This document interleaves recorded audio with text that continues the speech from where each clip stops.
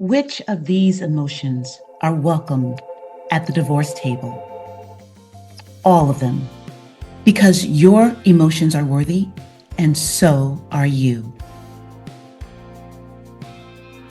If I could have it my way, every parent would undergo emotional intelligence assessment, debrief, and coaching.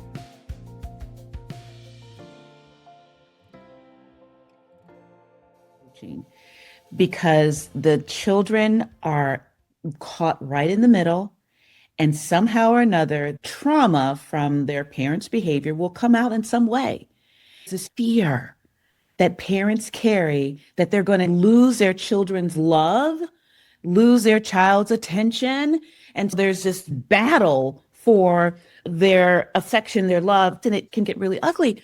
But if you really want to win your child's affection and love, then emotional intelligence is the way to win. And it could be a win-win. You're the father or the mother or whoever you have an issue with, if both of you all understood the value of this skill, you both could win. I mean, I know in divorce, like one attorney says that no one wins, but maybe we can win. If we look at it differently, we can win in some way. Our children can win. Right. In litigation and divorce litigation, nobody wins. It's the War of the Roses, really. If you go full tilt. I love how you're saying that they are afraid they're going to lose their kids' love and emotion. Excuse me, your kid's job isn't to love you and be there for you. That is not their job. Your job is to love them and support them and want them to be the healthiest person that they can be, because that's your legacy. That's what you're leaving. That's what you're giving back. That they don't owe you anything. We have a son that is what we wanted, emotionally healthy, and he's had his challenges. All I say is, thank God I didn't screw him up too much. Oh, of course. But yeah, I mean, I want to be a better person for him. I want to be a better person for my grandchildren. I want to be a better person to give back to the world. There's enough strife. There's enough trauma. And certainly I contribute to that as much as anybody else, but I want to do less of that. And so I just thought that this was a great exercise to recalibrate my goal. I too want to be a better person. I want to continue to evolve into my best self because I know my children are watching. I know that they are going to be affected by what I do, even while they're adults. I mean, they're adults now, but they still observe, they still watch, they still call, they still ask, they still seek my opinion and my insight and helping them manage some of their feelings. Like I want that always to be in my life. And I know that the more I evolve, then I can help them also evolve. And it's the best experience. Yeah. And listen, you have given back so much with everything that you've gone through and what you've done. I mean, kudos, Pam. Kudos. Really. You're amazing. I always say that. I'm your biggest fan. Well, thank you. And I really do appreciate you saying that because it wasn't easy. No. A lot of flack, let's say, from a lot of people, let's say, about being so transparent about my experience. And there were times I was like, let me just shut this down because I don't need the nonsense. And I was like, no, because the moment I shut it down, the moment I stop being an asset to my children in the way I know they need me. Exactly. And what just came to me about what you're saying is so many people are made to believe they should be who everybody else thinks they should be. And parents do that a lot with their kids. You should be this way because they look at them as a reflection of them. No. Everybody comes here with a reason, and you need to fulfill who you are, not who everybody else says you need to be. Yeah. Yeah. All right. Well, we are coming to the end of this time together. And I could talk to you all day, Lenore. We could, we could really. I want to transition to what I love to do in these conversations, which is called rapid fire answer completion. So this is how it goes. I'm going to begin a statement, and your job is to complete the statement with what comes to mind initially. So overthinking is not allowed. So you're just going to give whatever comes up for you when I start the statement. Are you ready to play? Yes. Okay. One emotional intelligence skill I learned to support clients is To take a deep breath and check in with their emotions. one big advantage divorcing parents have over litigation is To make a choice about how they transition from one house to two. the most surprising thing I learned from my EQ results was That while I'm balanced in a lot of things, there's some scores that are way out there. And so it gave me insight into where I need to do a little bit more work for my benefit. Mhm. One thing parents don't realize about mediation is That it's a cheaper, more peaceful option where they're in control, not the courts.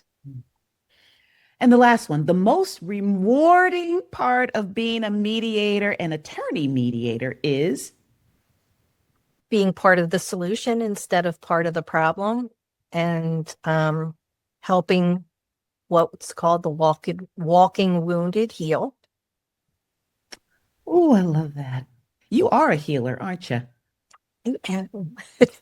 Well, all right. So, Lenore, before we close up, there's two more things I want to do here. First, would you be willing to share a resource, whether it's a book, a practice, a lesson from your own EQ journey that divorcing parents could use to better manage their emotions during mediation? What's your resource you would offer? Wow, there's so many. I think the resource is, well, EQ. And really, and don't be afraid to do your personal work. Don't be afraid that somebody's going to say, see, I told you that was what was wrong with you. It takes courage to face things that are painful, and it takes even more energy and perseverance to actually change. It's worth doing the work to change. It really is. And it's a good thing. I don't understand people who go, well, that's just the way I am. Yeah. How's that working out for you? All right. So, Lenore, this closing is what I call passing on one word emotion challenge. Now, the challenge question is always, how can you help your client feel one word emotion during their divorce process? Now, my last guest was attorney Samantha Evian of Obermeyer Law Firm. And she didn't know she was leaving it for you, but she left you a one word emotion challenge. Okay. I'm going to play the clip of her challenging you, and then I'm going to ask you to respond to that challenge. Then we're going to flip the script, and then you get to pick an emotion, one word emotion. I'm going to show you the list you can choose from. And then you're going to frame the same question. How can you, to my future guest, you don't know who that is, but I have a future guest. How can you help your client feel that one word emotion you choose during their divorce process? All right. Are you ready for me to play the clip? Mhm. You can choose from any color, and in that color, any emotion that you want to frame as a challenge for my next guest, my future guest. I guess I would go with the yellow and optimistic. Oh, nice. Okay. So how can you help your client feel optimistic and also be heard, during the process? And why did you choose the word optimistic, the emotion optimistic? Well, I always like to say there's no winners. There's no winners in divorce. Everybody loses in one way or another. Everybody loses. But I think people want to be heard. And I think it's important to stay optimistic and understand what the outcomes could likely be, and then prepare yourself. Okay. So, Lenore, how can you help your clients feel optimistic during their divorce process? And she added on, and be heard. That's your challenge. I always do that, especially in the initial consultation. I ask both parties questions. I I ask them up front, is there any kind of burning question you want answered first? If somebody says, this might seem like a stupid question, I'm like, there's no stupid questions. And then even during the process, I make sure that somebody says something and I ask the other person, well, how do you feel about that? And if there's conflict, I ask them to say what they heard so that each party feels validated and heard in the process. If somebody seems to be shutting down, I'm like, well, do you see what they're looking for? And, how do you think you can meet them halfway? So that's always the goal. And I tell them that also in the beginning of the consultation. I'm like, I'm a neutral. And that doesn't mean that I don't step in. I'm a neutral in that I make sure there's a balance of power in this process. So that's, I think, how I help them feel heard. And then optimistic, when they say, well, how are we going to do all this? And how do we get to this? And I say, I'm going to hold your hand every step of the way. I'm going to hold both of your hands every step of the way. And trust me, we will get through this. I've done this over and over again. And sometimes they'll say, well, how many failures have you had? I'm like, a couple. I'm like, I really make sure. I always put in the extra effort to make sure that you get to a peaceful resolution here.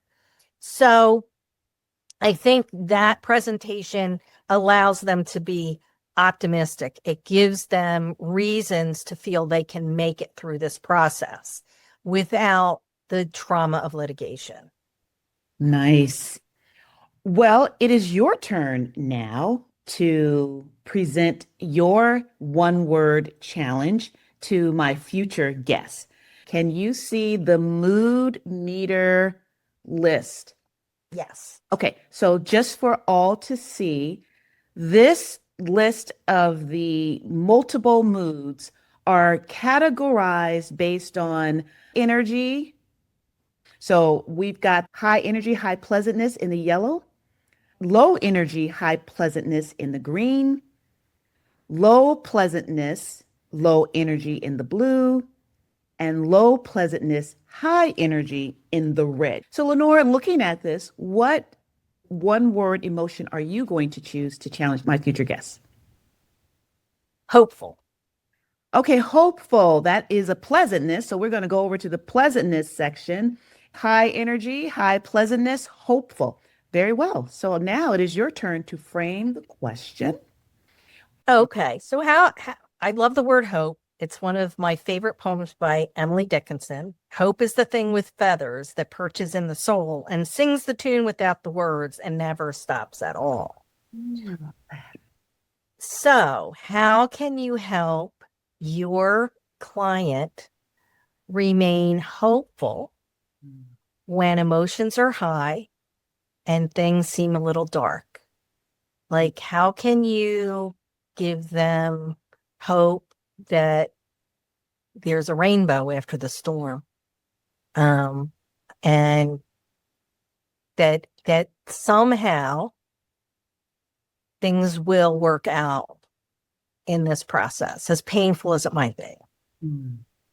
Just a little dose of hope can go a long way. Lenore, I want to thank you for being the very first divorce professional on this podcast to do something truly unusual. And before serving others, you were willing to first look into yourself, by taking the emotional intelligence assessment, receiving a debrief and coaching, and then bringing those insights here. That kind of self-reflection is rare, but it's powerful. Because when divorce professionals strengthen their own emotional intelligence, they don't just benefit personally, they become even better guides for parents and children walking through the hardest chapter of their lives. Thank you. Well, it's been a pleasure, and I just love that we have a shared mission in this world. And I'm just so lucky to have met you to walk the walk with me. And to our listeners, remember what you feel before, during, and after divorce matters. For you, for your children, for the future you're building. And until next time, take care of your emotions because they are worthy and so are you.